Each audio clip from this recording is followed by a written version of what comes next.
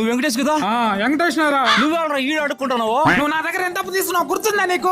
మనాతన అని చెప్పి అడిగిన ప్రతి వాడికి డబ్బులు ఇచ్చుకుంటూ పోతే చివరికి రోడ్డు మీద కూర్చొని ఇలా అడుక్కోవాల్సి ఉంటుంది. నా లైఫ్లో చేసినట్టు మీరు చేయమాకండి. నేను కూడా సేమ్ అడిగిన వాడని చెప్పి ప్రతి ఒక్కడికి డబ్బులు ఇచ్చాను. మన అని చెప్పి, మన రిలేషన్ చెప్పి, మన ఫ్రెండ్ అని చెప్పి ప్రతి ఒక్కరికి డబ్బులు ఇస్తే ఇప్పుడు తిరిగి నా కొడుకు కూడా ఇవ్వట్లేదు. అర్థమవుతుందా? మీ దగ్గర డబ్బులుంటే బ్యాంకులు వేసుకోండి, లేదంటే వడ్డీకి ఇచ్చుకోండి, కానీ డబ్బులు అప్పు సహాయంగా మాత్రం ఇవ్వద్దు. ఇస్తే తర్వాత నువ్వు అడుక్కు తినాల్సి వస్తే రోడ్డు మీద కూర్చొని.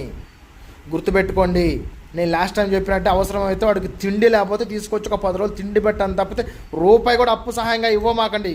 గుర్తుపెట్టుకోండి సోదరులారా, ప్రతి ఒక్కరు కూడా తీసుకున్న ప్రతి ఒక్కడికి ఇంగిత జ్ఞానం లేని నా కొడుకున్నారు దేశంలో.